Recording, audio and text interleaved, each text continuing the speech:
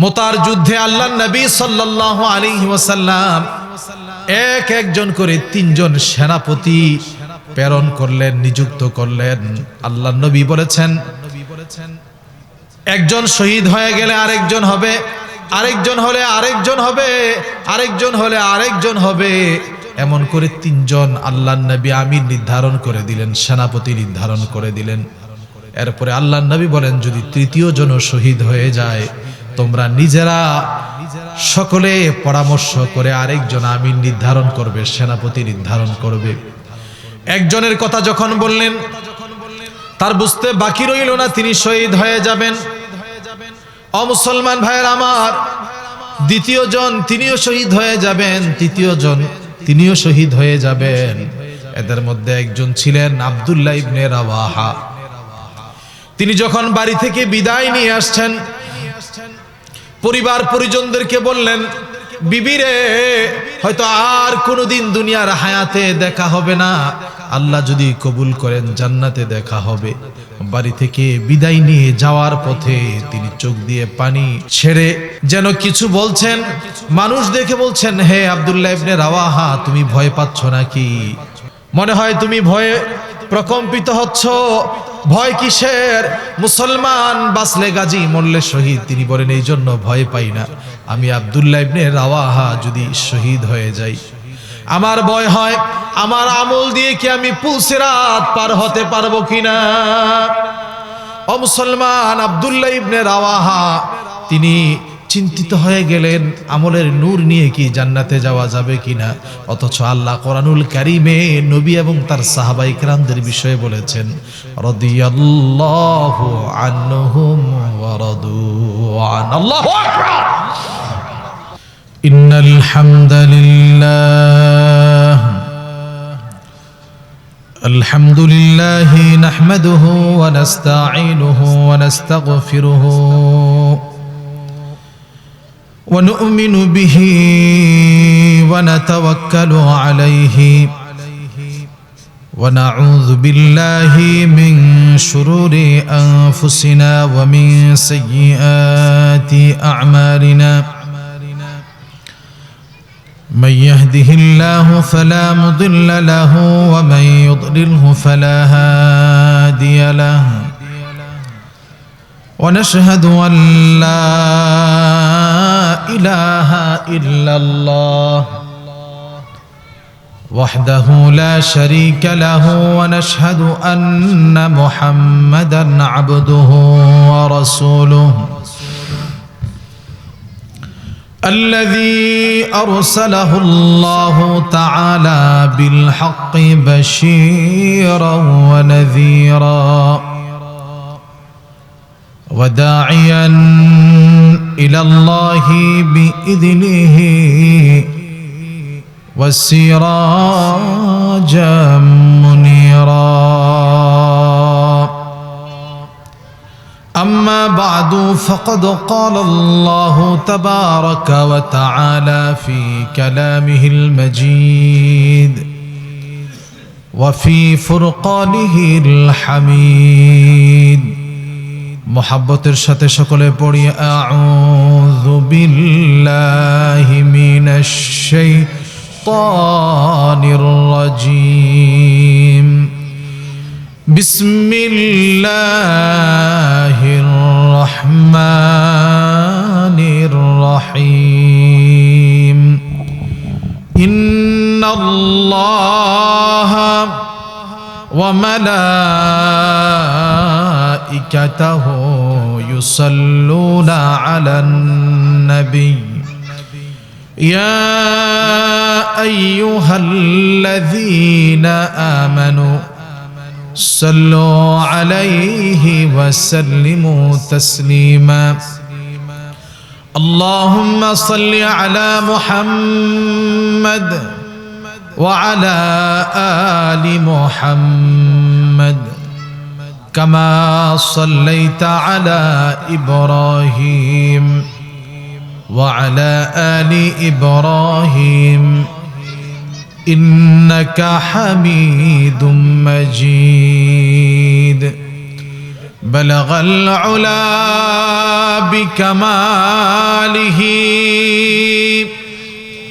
كشف الدجى بجماله حسنت جميع خصاله صلوا عليه وآله. وقال النبي صلى الله عليه وسلم في حديثه الشريف روي عن ابن عباس رضي الله تعالى عنه قال النبي صلى الله عليه وسلم في دعائه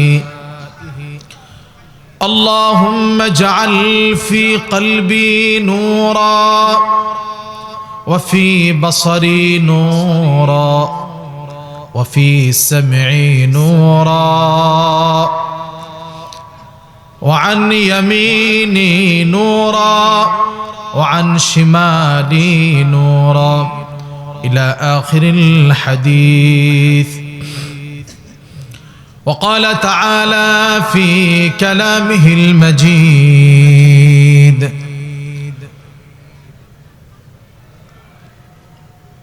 يا أيها الذين آمنوا توبوا إلى الله توبة نصوحا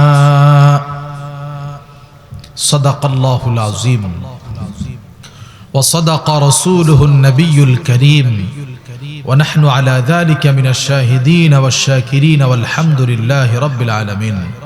قرآن الكريم আল্লাহ সুবহানাহু ওয়া তাআলা আল্লাহ পাকের প্রিয় বান্দাদেরকে সহজে জান্নাতে যাওয়ার জন্য নেওয়ার জন্য দুনিয়ার হায়াতে যেন সে ঠকে না যায়, অল্প আমলে অনেক পরিমাণে লাভবান হতে পারে, এজন্য মোহাব্বত ভরা অনেকগুলো ডাক দিয়েছেন। তার মধ্য থেকে সূরাতুত তাহরীমের ৮ নম্বর আয়াত আপনাদের সামনে আমি তেলাওয়াত করছি। আল্লাহ বলছেন ইয়া আইয়ুহাল্লাযীনা আমানু তুবু ইলাল্লাহি তাওবাতান নাসুহা। আল্লাহ রাব্বুল আলামিন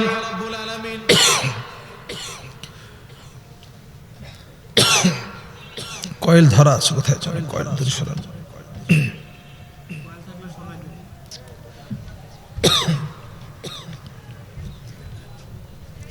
আল্লাহ পাক বলছেন ইয়া আইয়ুহাল্লাযীনা আমানু, হে আমার দুনিয়ার ইমানদার প্রিয় বান্দারা, তুবু ইলাল্লাহ, তুবু ইলাল্লাহি তাওবাতান নাসুহা। আল্লাহ পাক বলছেন গুনাহ ছেড়ে আল্লাহর দিকে ফিরে এসো, তাওবায়ে নাসুহা করো, আন্তরিক তাওবা করো, যে তাওবার পরে আর কোনোদিন গুনাহ করার সংকল্প করবে না, ইচ্ছা করবে না। যদি এরকম তাওবা করতে পারো, মহান আল্লাহ তোমাদেরকে গুনাহ মাফ করে দিবেন। আল্লাহ পাক জান্নাতে প্রবেশ করাবেন। প্রিয় ভাইয়েরা আমার, আলো আর অন্ধকার একসাথে হয় না। হয়তো যেখানে আলো থাকবে অন্ধকার থাকবে না, যেখানে অন্ধকার থাকবে সেখানে আলো থাকবে না। ঠিক গুনাহমুক্ত বান্দা যেন একজন নূরময় জান্নাতি দুনিয়ার অতিথি। সুবহানাল্লাহ। যার দিলের মধ্যে গুনাহ নাই তার দিলটা আলোকিত।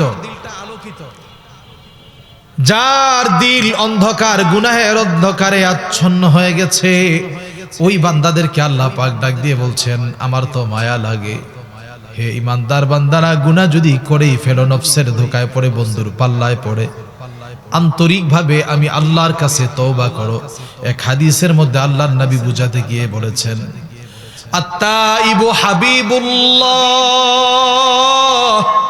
যে তওবা করবে অর্থাৎ গুনাহ ছেড়ে আল্লাহর প্রিয় হওয়ার দিকে এগুবে, মহান আল্লাহ তাকে বন্ধু বানায় নেবেন। সুবহানাল্লাহ। আল্লাহ পাক তার দিলটাকে এত ফ্রেশ করে দিবেন, পরিচ্ছন্ন করে দিবেন, পবিত্র করে দিবেন। হাদিসে আল্লাহর নবী বলেন আত্তাইবু মিনায-যামবি গুনাহ থেকে যে প্রত্যাবর্তন করলো তার অবস্থাটা এত সুন্দর, কামান লা যামবালা, তার আমলনামায় কোনো গুনাহ নেই, সে স্বচ্ছ একটা সুন্দর দিলের অধিকারী। সুবহানাল্লাহ। আমরা দুনিয়াতে এসেছি, দুনিয়া থেকে আমাদেরকে চলে যেতে হবে। দুনিয়ার হায়াতের পরে ফয়সালা হবে জান্নাত কিংবা জাহান্নামের।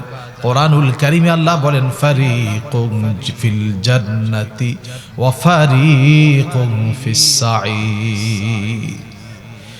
জান্নাতের একটি দল হবে, আমার বান্দাদের থেকে জাহান্নামের একটি দল হবে। জান্নাতি আর জাহান্নামী যাদেরকে বিনা হিসাবে জাহান্নামে দেওয়া হবে তাদের তো কোনো কথাই নাই, কিন্তু যারা জান্নাতে যাবে তাদেরকে চুলের চেয়ে চিকন, হীরার চেয়ে ধার একটি বিশাল লম্বা পুলসিরাত, পুল সাঁকু পাড়ি দিতে হবে, যার নিচেই থাকবে জাহান্নাম। আর যে ব্যক্তির আমল যত সুন্দর হবে তত নিরাপদে সে ওই পুলকে, পুলসিরাতকে অতিক্রম করে নিরাপদে আল্লাহর জান্নাতে চলে যাবে। সুবহানাল্লাহ। জান্নাতে যাওয়ার জন্য শুধু আমি আব্দুল্লাহ, আব্দুর রহিম ওই পুলকে পার হতে হবে বিষয়টা এমন না। জান্নাতে যাওয়ার জন্য প্রত্যেক নবীকে, প্রত্যেক সাহাবীদেরকে, প্রত্যেক শহীদকে, প্রত্যেক ওলিয়া উলিয়াদেরকে, প্রত্যেক উলামাকে ওই পুলসিরাত পাড়ি দিতে হবে।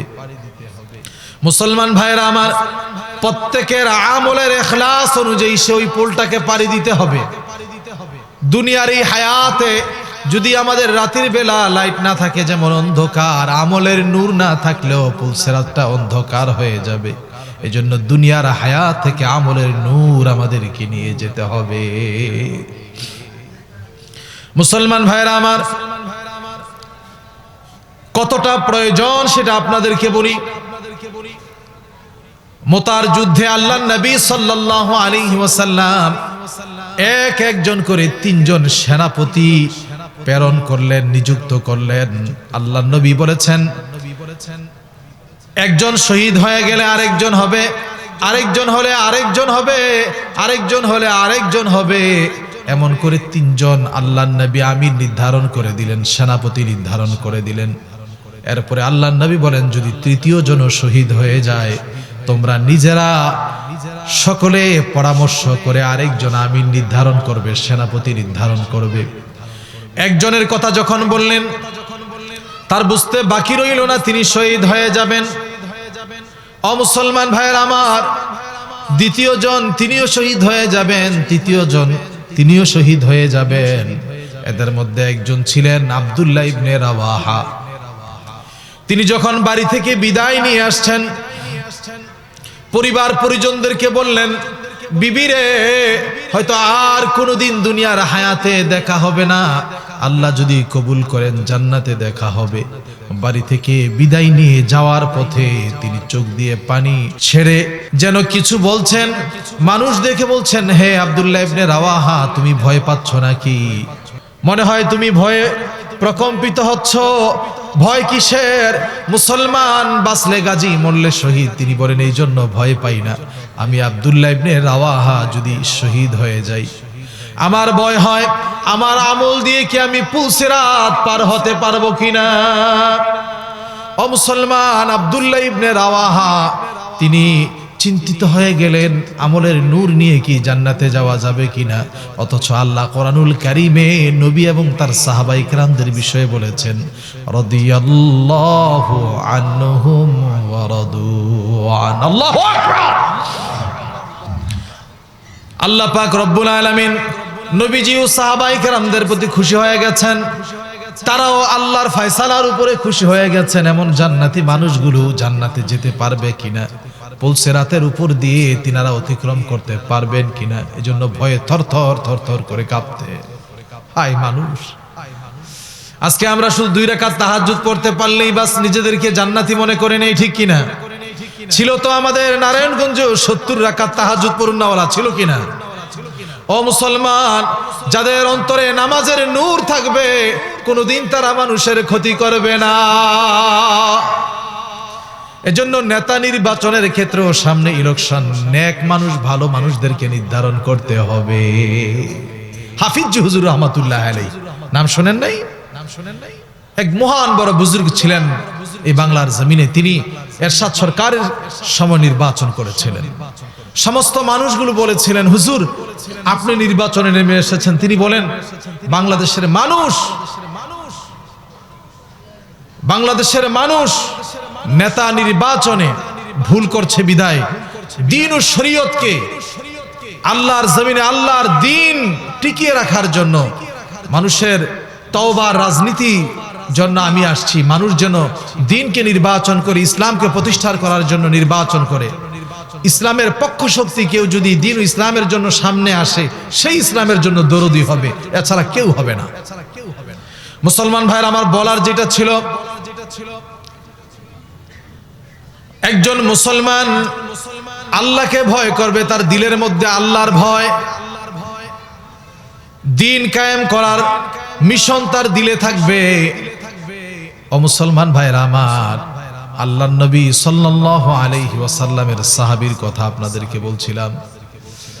আল্লাহর নবীর সাহাবী, তিনিও থরথর করে কাঁপতেছিলেন। আগের দিনের বাদশারা ভালো ছিলেন, কোরআন ও সুন্নাহর জ্ঞান ছিল, এজন্য যা ইচ্ছা তা বলতেন না।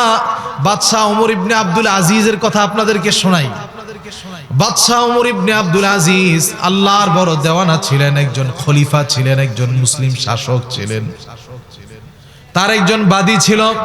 একসাথে নামাজে দাঁড়াইলেন। নামাজে দাঁড়ানোর পরে বাদশাহ ওমর ইবনে আব্দুল আজিজের বাদী ঘুমিয়ে গেলেন। দীর্ঘ সময় নামাজ পড়ছেন। হঠাৎ করে নামাজের কিছুক্ষণ পরেই তিনি হু হু করে কেঁদে উঠলেন। বাদশাহ ওমর ইবনে আব্দুল আজিজ তিনি জাগ্রত হয়ে দেখলেন বাদী কাঁদতেছে, কারণ কি? জিজ্ঞাসা করলেন, তুমি কাঁদছো কেন? বলছেন, হুজুর আমি কাঁদছি এই জন্য, আমি একটি আশ্চর্য স্বপ্ন দেখেছি। কি স্বপ্ন দেখলে? আমি স্বপ্ন দেখলাম হাসরের ময়দান কায়েম হয়ে গেছে। আর এই হাসরের ময়দান যখন কায়েম হয়ে গেল, হাসরের ময়দানে আপনার পূর্বে যে খলিফারা ছিলেন এক একজন করে তারা আসতেছিলেন, পুলসেরাত পাড়ি দিচ্ছিলেন। এই কথা শোনার পরে বাদশাহ ওমর ইবনে আব্দুল আজিজের পা কাঁপা শুরু হয়ে গেল, শরীর ঘামতে শুরু করলো। তিনি বললেন, কি হাসরের ময়দানের বর্ণনা দাও, কিভাবে কেমন শুনলে? তিনি বললেন, হাসরের ময়দান কায়েম হয়ে গেল। আপনার পূর্বে যিনি বাদশাহ ছিলেন, বাদশাহ মালিক ইবনে মারওয়ান, তিনি যখন পুলসেরাতে পা রাখলেন, আস্তে আস্তে একটু এগুতেই তিনি আস্তে করে পুলসেরাত থেকে ছিটকে পড়ে গেলেন। এমন করে অনেকজন পড়ে গেলেন। এই কথা শোনার পরে বলছেন, তারপরে কি হলো? আমরা যখন কোনো বিস্ময়কর ঘটনা শুনি তখন জানতে চেষ্টা করি, এর পরে কি হলো, শেষটা কোথায়? বাদশাহ ওমর ইবনে আব্দুল আজিজ তিনিও বললেন, তারপরে কি হলো? তিনি বললেন, দেখলাম আপনি এবার পুলসেরাতের মধ্যে উঠছেন। এ কথা শোনার সঙ্গে সঙ্গে তিনি বেহুশ হয়ে গেলেন। মুসলমান ভাইরা আমার, কারণ কি? তিনাকে কোন ব্যথা বেদনা বেহুশ করালো? তিনি ভয় পেলেন, পুলসিরাতে যে আমার কি অবস্থা হলো, তুমি কি দেখলে, কোন অবস্থার সম্মুখীন হয়েছিলেন? তিনি বললেন যে দেখলাম আপনি আস্তে আস্তে চলছেন। এই কথা এসে তিনি বেহুশ হয়ে গেলেন। অনেকক্ষণ পরে তিনার হুশ ফিরে আসলো। জিজ্ঞাসা করলেন, বেহুশ হইলেন কেন? বললেন, বেহুশ হইলাম এই জন্য, পুলসিরাত তো অনেক বড় কঠিন জিনিস। এই পুলসিরাত পাড়ি দিয়ে আল্লাহর জান্নাতে যেতে হবে। সাহাবায়ে কেরাম পর্যন্ত পুলসিরাতের চিন্তায় থাকতেন। সমস্ত নবী রাসূল ওলিয়া উলিয়া সবাইকে পুলসিরাত পাড়ি দিয়ে জান্নাতে যেতে হবে। আমি ওমর ইবনে আব্দুল আজিজ আদনা একজন মানুষ, আমার কি অবস্থা হবে এই টেনশনে। তিনি হুশ ফিরে আসার পরে তিনি বললেন, তারপরে কি হলো? তিনি বললেন, দেখলাম আপনার আমলের নূর আপনাকে পেঁচিয়ে আল্লাহর জান্নাত পর্যন্ত পৌঁছিয়ে দিয়েছে। সুবহানাল্লাহ। মুসলমান ভাইরা আমার, প্রত্যেকটি নেক আমলের একটা নূর আমাদের দিলে জমা হয়। প্রত্যেকটি বদ গুনাহের কালেমা আমাদের দিলের মধ্যে যুক্ত হয়। নবী সাল্লাল্লাহু আলাইহি ওয়াসাল্লাম দুয়ার মধ্যে নূর অর্জনের জন্য আল্লাহর কাছে পড়তেন, আল্লাহুম্মা জাল ফি কলবি নূরা। এর চমৎকার একটি ঘটনা হাদিসের কিতাবের মধ্যে রয়ে গেছে। আল্লাহর নবী সাল্লাল্লাহু আলাইহি ওয়াসাল্লাম ছোট্ট একটা বালক আব্দুল্লাহ ইবনে আব্বাসকে দোয়া করেছিলেন, আল্লাহুম্মা ফাক্কিহু ফিদ্দীন ওয়া আল্লিমহুল ইলমা ওয়াত তা'ওয়িল। আল্লাহ পাক তাকে জগৎ বিখ্যাত আল্লাহর নবীর দোয়ার বরকতে বড় মুফাসসির বানিয়ে দিয়েছিলেন। নবী সাল্লাল্লাহু আলাইহি সাল্লামের পরিবার হযরত মাইমুনা রাদিয়াল্লাহু আনহার আত্মীয় হতো, অর্থাৎ বোনের ছেলে হতো। তিনি তার সাথে ছোট্ট বালক ঘুমাতেন। তিনি বলেন, আমি নবীজিকে দেখলাম, নবীজি সাল্লাল্লাহু আলাইহি ওয়াসাল্লাম রাতের বেলা ঘুমাচ্ছিলাম, একসাথে ঘুমিয়েছিলাম, দেখলাম নবীজি জাগ্রত হলেন, আবার তিনি জাগ্রত হয়ে ওযু করে নামাজ পড়লেন, আবার ঘুমিয়ে গেলেন, আবার জাগ্রত হলেন, আবার কয়েক রাকাত, হাদিসের মধ্যে এসেছে 13 রাকাত নামাজ পড়লেন, আবার নবীজি ঘুমিয়ে গেলেন। কিছুক্ষণ পরে হযরতে বেলাল রাদিয়াল্লাহু তাআলা আনহু আযান দিলেন। আল্লাহর নবী সাল্লাল্লাহু আলাইহি ওয়াসাল্লাম এতটা গভীর ঘুমের মধ্যে ছিলেন, তিনি নাক ডাকতেছিলেন। হাদিসের মধ্যে বলা হয়েছে হাত্তা নাফাখা, নবীজি ঘুমাচ্ছিলেন আর ঘর ঘর করে নাক ডাকছিলেন। সুবহানাল্লাহ। আজকের বিজ্ঞান বলে কেউ যদি ঘুমায় নাক ডাকে, এর মানে তার ঘুমটা অনেক গভীর। সুস্থ মানুষ ঘুমানোর সময় নাক ডাকে, বলেন আলহামদুলিল্লাহ। নাক ডাকা ভালো জিনিস, খারাপ জিনিস না। আল্লাহর নবীও নাক ডেকেছিলেন। এরপরে নবী সাল্লাল্লাহু আলাইহি সাল্লামের বিষয়ে বললেন, ইয়া রাসূলুল্লাহ, নামাজে দাঁড়িয়ে গেলেন। আল্লাহর নবী সাল্লাল্লাহু আলাইহি সাল্লামের বিষয়ে হাদিসের মধ্যে এসেছে, আল্লাহর নবী ঘুমাইলে ওযু যাইত না, কিন্তু আমাদের ওযু ভঙ্গের কারণ ঘুম, ঠিক না?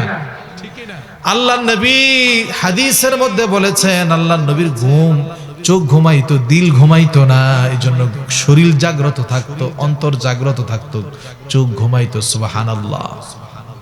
সেই মহান আল্লাহর রাসূল ফজরের নামাজ পড়ার পরে আল্লাহর কাছে দোয়া করছিলেন, আল্লাহুম্মা জাআল ফি কলবি নূরা, আল্লাহ গো আমার দিলের মধ্যে আপনি নূর দান করেন। সুবহানাল্লাহ।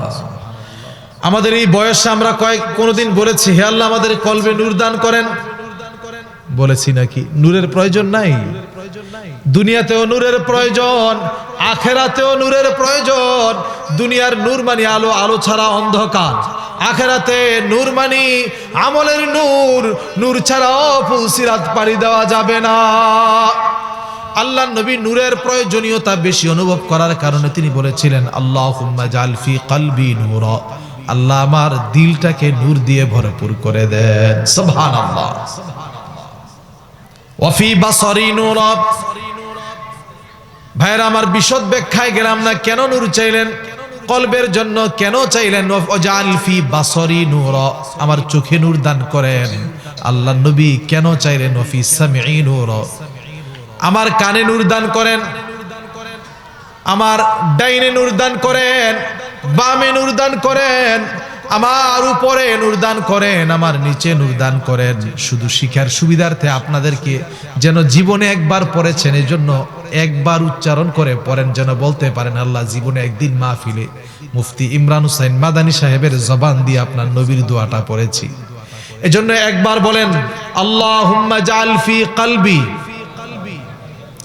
নূরা ওয়া ফি বাসারি নূরা ওয়া ফি সামঈ নূরা ওয়া আন ইয়ামিনি নূরা ওয়া আন ইয়াসারি নূরা ওয়া আমামি নূরা ওয়া খালফি নূরা ওয়া ফাওকি নূরা ওয়া তাহতি নূরা ওয়াজআল লি নূরা। এর অর্থ হলো, হে আল্লাহ আমার কলবের মধ্যে নূর দান করেন। নবীজি বলেন, কলব যার নূরানি হয়ে গেল, গোটা দেহটা তার নূরানি হয়ে গেল। এই চোখ দিয়ে গুনাহ করে যার চোখ নূরময় হয়, সে গুনাহ থেকে বাঁচতে পারে। হে আল্লাহ আমার চোখকে নূরময় করেন, সওয়াবের কাজকে দৃষ্টিনন্দন বানান আর গুনাহের কাজকে ঘৃণিত বানিয়ে দেন। ওয়া ফি সামঈ নূরা, আল্লাহ আমার কানকে নূরময় করেন। কান নূরময় হলে গান ভালো লাগবে না, আল্লাহর কোরআন তেলাওয়াত মাহফিলের আওয়াজ মজা লাগবে, ঠিক কিনা? আজকের মাহফিল অনেকের কাছে তিতা লাগে, আছে না নয়? ওই নাস্তিকদেরকে এখন কম পাওয়া যায়, বিগত সময়ে খুব পাওয়া গিয়েছিল, ডিস্টার্ব করেছিল। আল্লাহ শুকুর, আল্লাহ যেন আমাদেরকে আগামীর বাংলাদেশ, ইসলামের বাংলাদেশ দেখতে পাই। আল্লাহ সেই আকাশ এবং এই বাতাসকে ইসলামের জন্য কবুল করেন, বলেন আমিন। তাহলে ইসলামের পক্ষে আমাদেরকে থাকতে হবে, ঠিক কি না? আল্লাহ কবুল করেন, বলেন আমিন।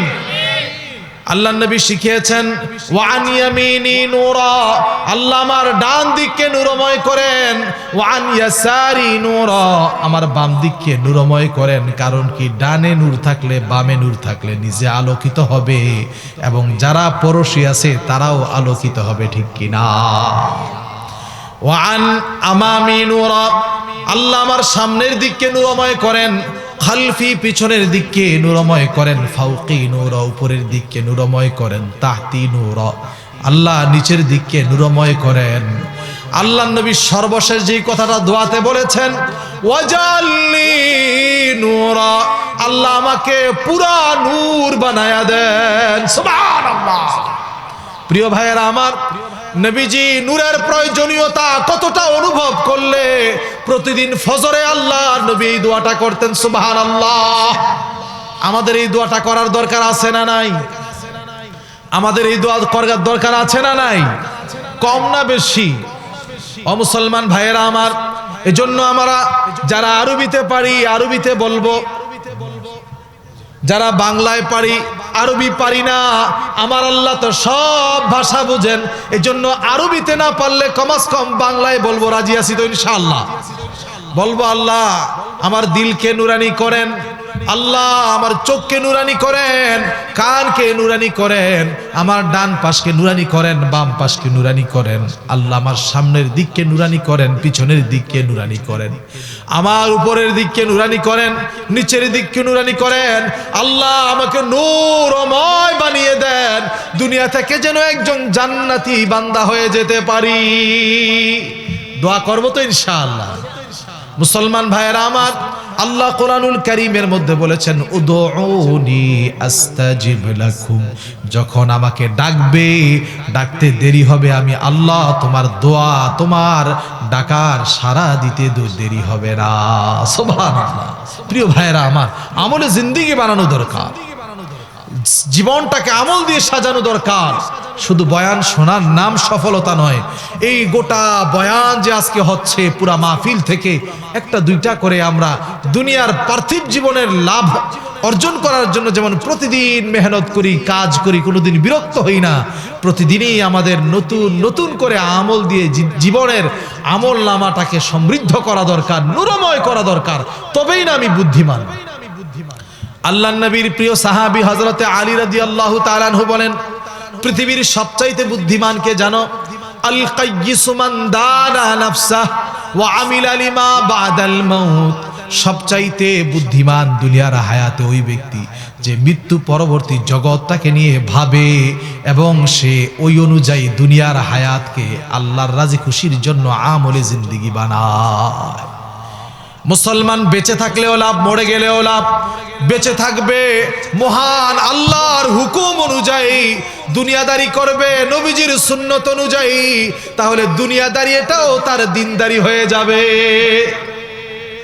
মুসলমান, মুসলমানের কোনো কাজটা দুনিয়াদারি না, সব হচ্ছে দিনদারি।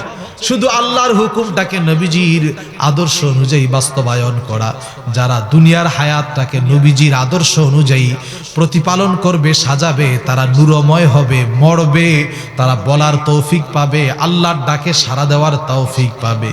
মুসলমান যখন মরবে, আল্লাহ নবী বলেন, ইন্তেকালের সময় সে বলতে পারবে না ইলাহা ইল্লাল্লাহু মুহাম্মাদুর রাসূলুল্লাহ। আল্লাহ নবী বলেন, মান ক্বালা ফি আখিরি কালামিহি, যার সর্বশেষ কথা হচ্ছে কালিমায়ে তাইয়্যিবা লা ইলাহা ইল্লাল্লাহ, মরবে তো আল্লাহর জান্নাতের মেহমান হবে। দুনিয়া থেকে সে গুনাহ বর্জন করে নূরময় হয়ে জান্নাতি মেহমান হয়ে চলে যেতে পারবে।